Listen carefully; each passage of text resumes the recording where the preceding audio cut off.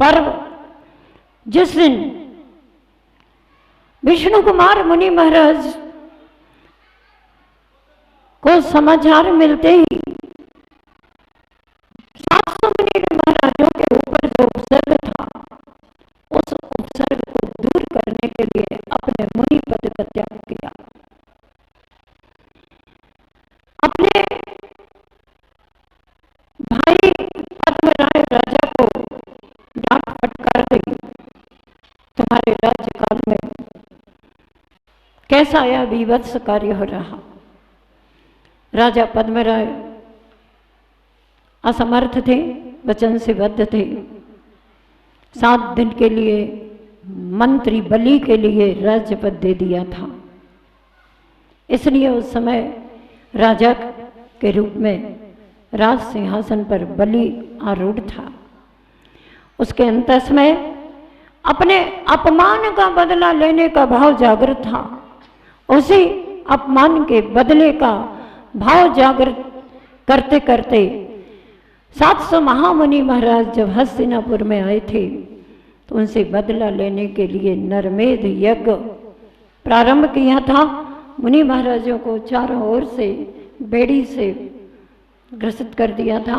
आप यहाँ पर चित्र देख रहे हैं, किस तरह से 700 मुनि महाराज आसपास चारों ओर से आग की ज्वालाएं निकल रही हैं।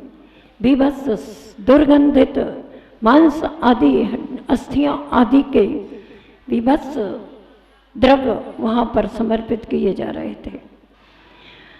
ऐसा घना अंधकार छाया हुआ था, जिस अंधकार के द्वारा उन मुनि महाराजों के गले रुंध गए थे।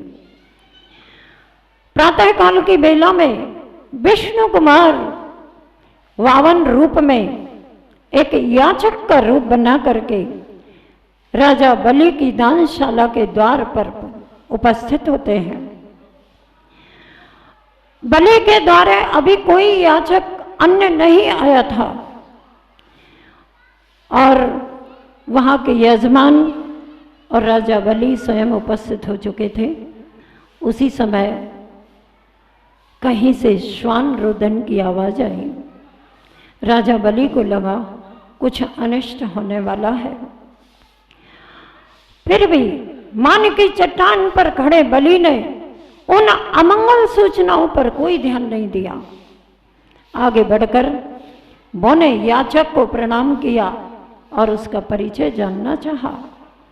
तो वह याचक कौन है याचक? विष्णु कुमार। किस रूप में आए हैं? वामन का, ब्राह्मण का रूप बना करके। याचक का कोई परिचय नहीं होता यजमान, वे विष्णु कुमार कहते हैं। याचक ही होता है वो तो। आपके किमिच्छिक दान की महिमा सुन करके हम यहाँ पर आए और जैसा सुना था उससे भी अधिक महिमावंत रूप यहाँ दिखाई दे रहा है। आपका वास्तविक कल्याण हो राजन। किसने किससे कहा? विष्णु कुमार ने बलि राजा से कहा। संस्तुति सुनकर और स्तुति सुनकर कौन प्रसन्न नहीं होता? अपनी प्रशंसा कोई करे, किसके मुख पर प्रसन्नता नहीं आती? वह बलि भी प्रसन्न हुआ और नम्रता पूर्वक उसने कहा, आप भी अपनी आकांक्षा व्यक्त करें महाराज, पूर्ण करके अपना अहोभाग्य मानूंगा। आप जो चाहें। यहाँ तो अक्षय है कोश का भंडार, कुछ अधिक नहीं भूपाल। कहीं छोटी सी कुटिया बनाकर कालयापन करने की भावना है, इसलिए आज मैं आपसे मात्र 3 पग भूमि का दान चाहता हूं। विचित्र सी याचना सुनकर बलि को विश्वास हो गया कि जैसा इसका बौना शरीर है वैसी इसकी बुद्धि भी बौनी है, छोटी सी है। तभी तो इसने अक्षय जहां कोश है, भंडार है, उस भंडार के समक्ष आकर भी क्या मांगा? मात्र और मात्र 3 पग भूमि। उस बलि राजा ने याचक विष्णु कुमार से निवेदन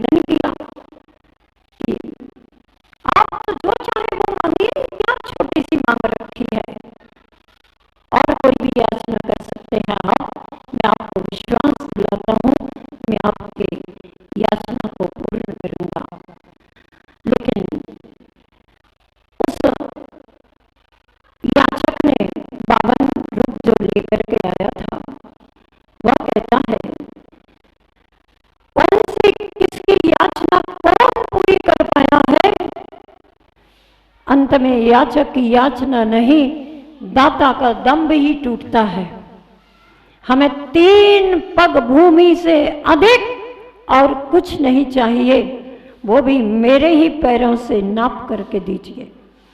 क्योंकि बलि ये कह सकते थे कि क्या आपको 3 भूमि ही चाहिए तो कम से कम अच्छे ऊंचे पुरुष के पैरों से नाप करके ले लो, ताकि आप वहां पर अच्छे से कुटिया बना सकें, आप रह सकें और आप आराम से अपना जीवन यापन कर सकें। अच्छा ऋषिराज, आपने जो कहा हम तो उसको स्वीकार करते हैं, रुष्ट ना हो। क्योंकि उसने कहा ब्राह्मण याचक ने कि आपको देना है तो इतना दीजिए, अन्यथा मैं किसी दूसरे द्वार पर जाता हूं। आपकी इस छोटी सी कुटिया में मैं प्रवेश करूंगा तो कमर टूट जाएगी। तो याचक क्या कहता, आप ध्यान से सुनिएगा। कमर तो अहंकार के भार से टूटती है बलिराज, कमर तो अहंकार के भार से टूटती है। कुटिया और महल उसके लिए तो अप्रासंगिक है।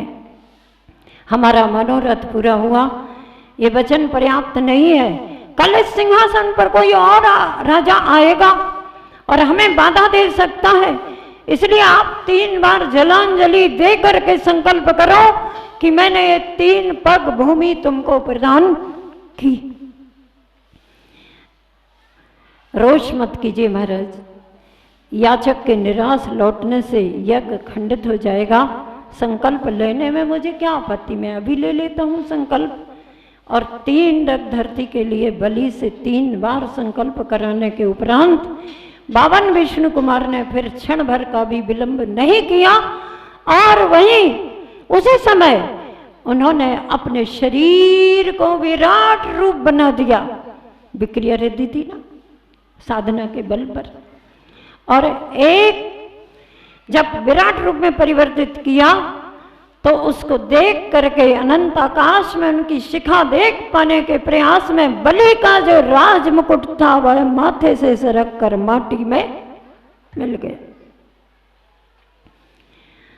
विशाल का याचक का पहला पग सुमेरु पर्वत पर स्थित हो गया, इस मध्य लोक का अंतिम भाग।